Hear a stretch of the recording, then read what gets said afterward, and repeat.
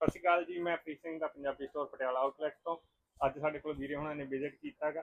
ਆਓ ਆਪਾਂ ਇਹਨਾਂ ਦਾ ਰਿਵਿਊ ਜਾਣਦੇ ਹਾਂ। ਸਤਿ ਸ਼੍ਰੀ ਅਕਾਲ ਵੀਰੇ। ਸਤਿ ਸ਼੍ਰੀ ਅਕਾਲ ਵੀਰੇ। ਤੁਸੀਂ ਕਿੱਥੋਂ ਆਏ ਹੋ ਵੀਰੇ? ਮੈਂ ਭਾਜੀ ਸੰਗਰੂਰ ਤੋਂ ਹਾਂ ਜੀ। ਸੰਗਰੂਰ। ਹਾਂਜੀ। ਕਿਵੇਂ ਲੱਗਿਆ ਤੁਹਾਨੂੰ ਸਾਡਾ? ਬਹੁਤ ਵਧੀਆ। ਪਹਿਲਾਂ ਤਾਂ ਕਿ ਕਲੈਕਸ਼ਨ ਹੀ ਕਾਫੀ ਜ਼ਿਆਦਾ ਹੈ ਕਿ ਈਜ਼ੀ ਆ ਸਾਨੂੰ ਸਿਲੈਕਟ ਕਰਨਾ। ਮੈਂ ਪਹਿਲਾਂ ਵੀ ਮਾਨਸੇ ਆਉਂਦਾ ਹੁੰਦਾ ਸਟੋਰ ਤੇ ਠੀਕ ਹੈ। ਤੇ ਵੈਸੇ ਪਟਿਆਲੇ ਤੋਂ ਆਂਗਾ, ਇੱਥੇ ਪੜ੍ਹਦਾ ਯੂਨੀਵਰਸਿਟੀ, ਓਕੇ। ਤਾਂ ਕਰਕੇ ਜਦੋਂ ਮੈਨੂੰ ਪਤਾ ਲੱਗਿਆ ਇਸ ਸਟੋਰ ਬਾਰੇ ਤਾਂ ਮੈਂ ਸਭ ਤੋਂ ਪਹਿਲਾਂ ਇੱਥੇ ਆਇਆਗਾ, ਕਿਉਂਕਿ ਆਪਣੀ ਕਲੈਕਸ਼ਨ ਹੈ ਜਿਹੜੀ ਉਹ ਵੀ ਕਾਫੀ ਆ ਤੇ ਸਿਲੈਕਟ ਕਰਨਾ ਵੀ ਸੌਖਾ ਹੈਗਾ।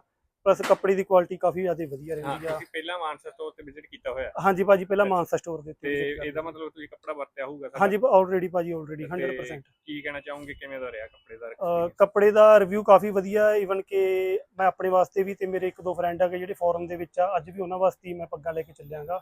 ਤੇ ਆਲਵੇਜ਼ ਹੀ ਮੈਂ ਪਹਿਲਾਂ ਮਾਨਸੇ ਲੈਂਦਾ ਸੀ, ਹੁਣ ਮੈਂ ਇੱਥੇ ਆ ਤਾਂ ਮੈਂ ਇੱਥੋਂ ਲੈ ਕੇ ਜਾਂਦਾਗਾ ਪੱਗਾਂ। ਤਾਂ ਕੋਈ ਡਾਊਟ ਨਹੀਂ ਕਿ ਕੱਪੜਾ ਕਿੰਨਾ ਕੁ ਜ਼ਿਆਦਾ ਵਧੀਆ ਹੈਗਾ, ਉਹ ਵਰਤੇ ਤੇ ਪਤਾ ਲੱਗ ਜਾਂਦਾ।